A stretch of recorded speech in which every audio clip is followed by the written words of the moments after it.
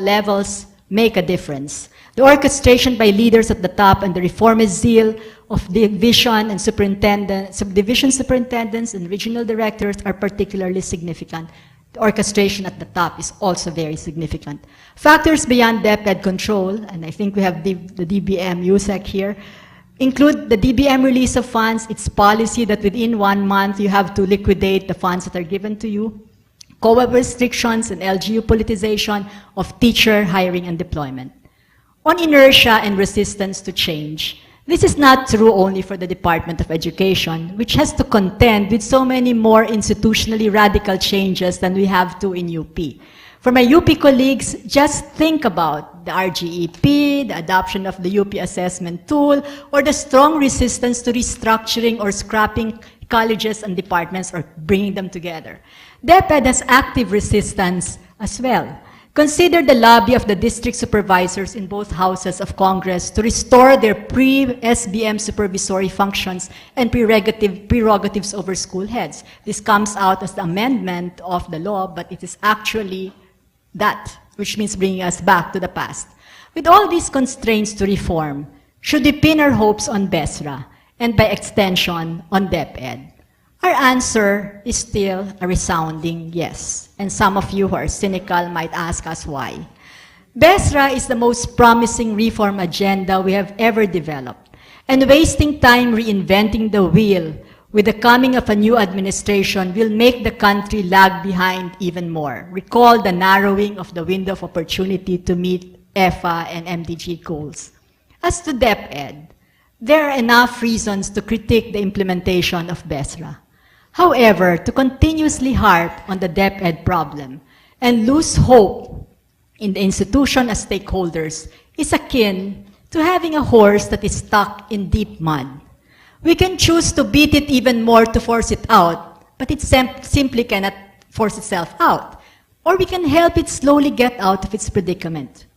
Almost 2 decades ago, I did not understand, but was immensely amused when the late Malu Duranila, a friend and colleague at UPC-IDS, she who turned off colleagues by her forthrightness and abrasive stance on a number of issues, would show uncharacteristic patience when discussing with mentoring colleagues in DepEd.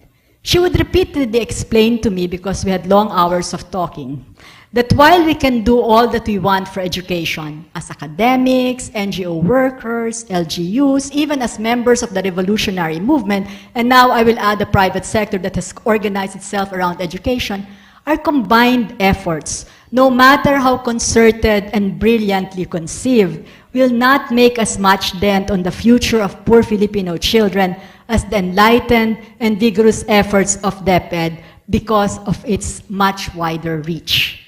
In conclusion, Toby Monsod of the UP School of Economics introduced me to James Wilson's work on the bureaucracy.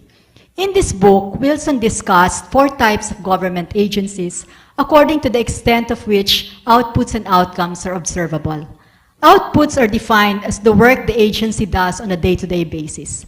Outcomes are the results of the agency work. That is how, if at all, the world changes because of the outputs. Outcomes may be hard to observe because of the difficulty of gathering information, their appearance after long delays, and the difficulties of attribution. In Wilson's matrix, in the PowerPoint, DepEd is a coping agency. As in similar agencies, effective management is almost impossible. Local police forces and the diplomatic corps are examples of other coping agencies.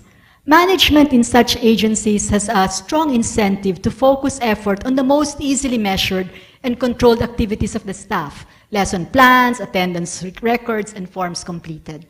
As a general rule, reform and reformist interventions do not resonate well with coping agencies.